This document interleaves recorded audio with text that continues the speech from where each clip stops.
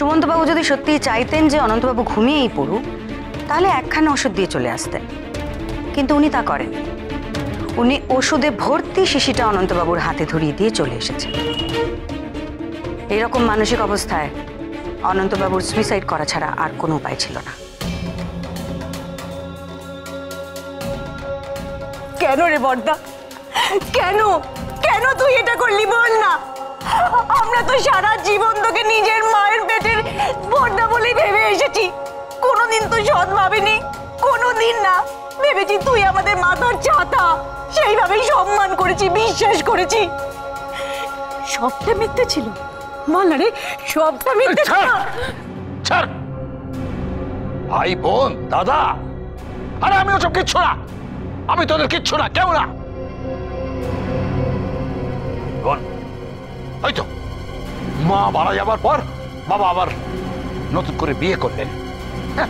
তিনি এসে আমাকে সকলকে শুনিয়ে শুনিয়ে কত ভালো ভালো কথা বলতেন, কিন্তু নিজের ছেলে বলে কোনোদিন মানতেন না। মা তোকে কোনোদিন নিজের ছেলে বলে মানেনি? না, মানেনি।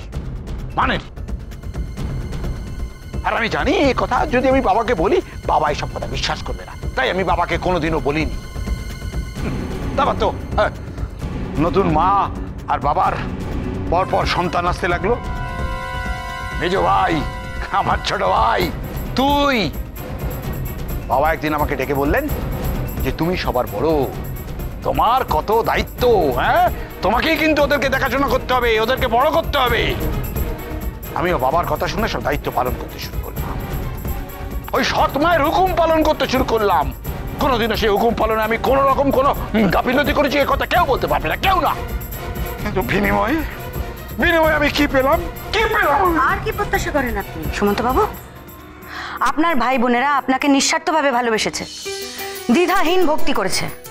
আপনার কথা তারা এতটাই মানতো, এতটাই সম্মান করতো আপনাকে, এতটা দামি ছিল আপনার কথা যে আপনি যখন বললেন এ কথা যে আপনার সঙ্গে এরকম হলে আপনি গলায় দড়ি দিতেন, সেই কথা ওনাকে এতটা ইনফ্লুয়েন্স করলো যে উনি এত বড় আর ভয়ঙ্কর একটা সিদ্ধান্ত নিলেন।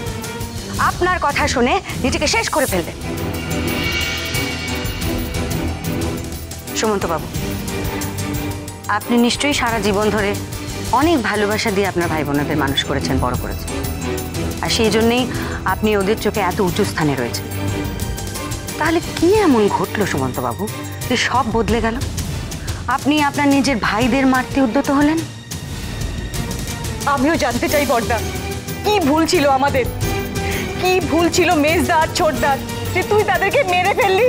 বল না। বলুন সুমন্তবাবু।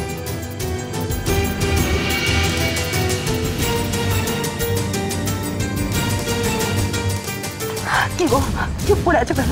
বলো না গো, বলো। বাবা কেন এরকম করছো, বলে দাও না। বলবো না, আমি কিচ্ছু করিনি, আমি কিচ্ছু জানি না, ব্যাস। সুমন্তবাবু, আর অস্বীকার করে লাভ নেই, কিন্তু আপনি সবার সামনে সত্যিটা স্বীকার করেছেন। এখন যদি কারণটা নাও বলেন, শাস্তি কিন্তু আপনার হবে। আরে যান, যা পারেন করুন গিয়ে, আমি কিচ্ছু করি। এটা তো অন্তত বল যে ছোটদার মেজদা কি এমন করেছিল যে তুই তাদের মেরে ফেললি? আমি বোধহয় জানি যে উনি কেন এরকম করেছেন। ঠাকুরমশাই, আপনি জানেন? হ্যাঁ ঠাকুরমশাই, বলুন। আমি আগেই সন্দেহ করেছিলাম আপনি কিছু না কিছু জানেন, বলে ফেলুন। আজ থেকে প্রায় 4 বছর আগের কথা। কর্তাবাবু মানে ওনাদের সবার বাবা মারা যাওয়ার প্রায় 6 মাস পরে বড়বাবু আমাকে একদিন ডাকলেন। এদিকে এসো, এসো এসো এসো, দাঁড়াও, দাঁড়াও।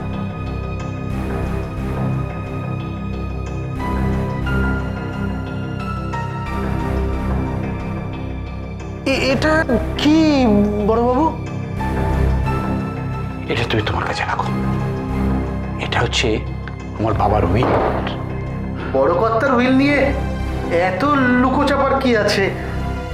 বাবার বোধহয় মারা যাওয়ার সময় মাথা একদম খারাপ হয়ে গেছিল, জানো উনি উইলে কি লিখে গেছেন?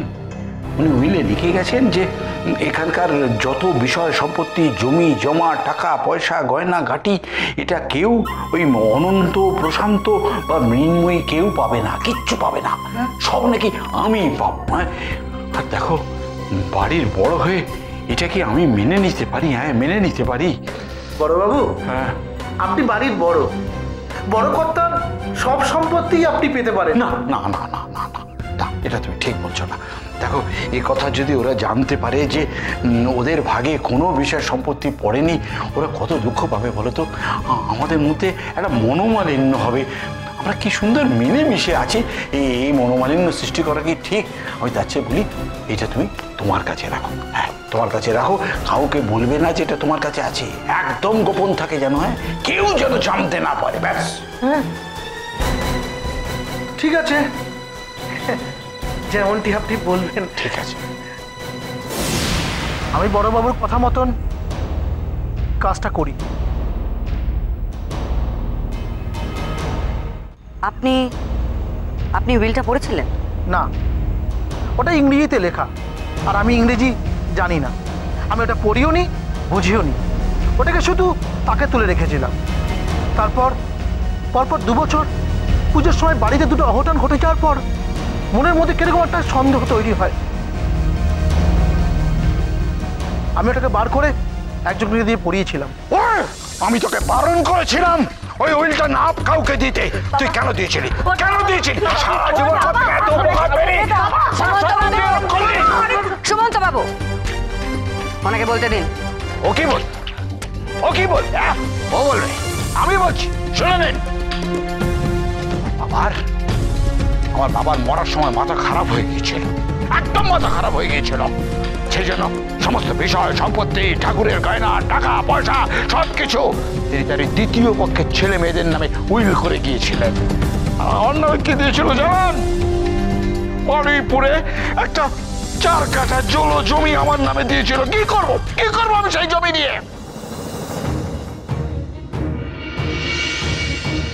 সেই জন্য আপনি আপনার বাবার অরিজিনাল উইল সরিয়ে রেখে দিলেন, আর সমস্ত সম্পত্তি নিজের নামে করার জন্য একে একে নিজের ভাইদের সরানোর প্ল্যান করলেন। হ্যাঁ, করলাম, বেশ করেছি। যা করেছি আমি একদম ঠিক করেছি। বর্দা, এই, একদম বর্দা বলে ডাকবি না আমাকে। আমি তোদের কারুর বর্দা নেই। বর্দা, এই শুধু বর্দা বলে সারা জীবন ধরে আমাকে দিয়ে কর্তব্য পালন করিয়েছে। মুখের রক্ত তুলে আমি তোদেরকে বড় করেছি, আর তোরা আমাকে কি দিয়েছিস? তোরা আমাকে খালি বঞ্চনা আর অবহেলা। ও তাই বলে তুমি তোমার দুটো ভাইকে এরকম করেছিলে? তুমি কি করলে?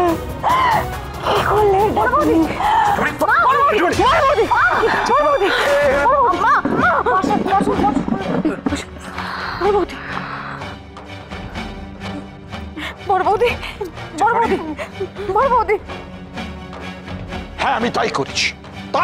আমি যা করেছি আমি বেশ করেছি। কেন বাবা পারতেন না তার এই ছেলেটার নামে বাড়ির একটা অংশ লিখে দিতে? তা নয়, উনি আমাকে সবকিছু থেকে বঞ্চিত করলেন।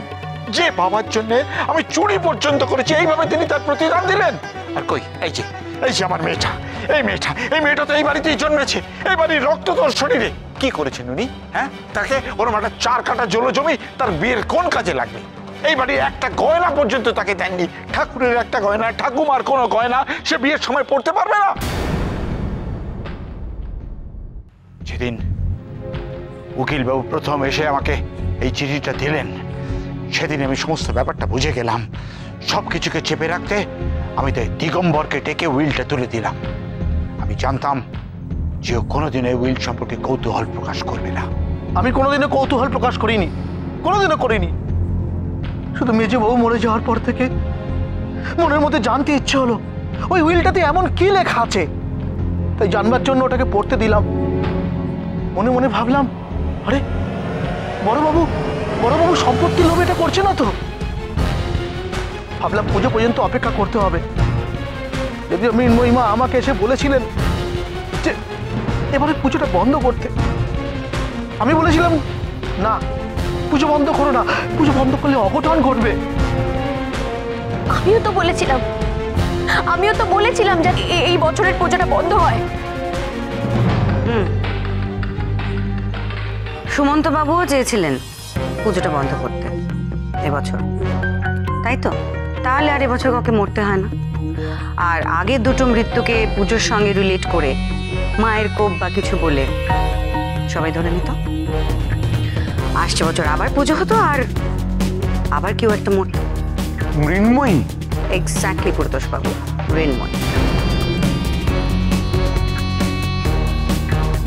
তাই তো সুমন্ত বাবু? আচ্ছা, আমাকে যে নিয়ে যাচ্ছেন কি প্রমাণ আছে? কি প্রমাণ আছে যে আমি অপরাধ করেছি? কোনো প্রমাণ আছে? প্রমাণ আছে সুমন্ত বাবু, আপনার কনফেশন আমাদের কাছে রেকর্ড করা আছে। নিশ্চিত রেকর্ডিংটা আছে তো? জেঠুমনির সমস্ত কথা আমার এই ফোনে রেকর্ডিং করা আছে। জয়কার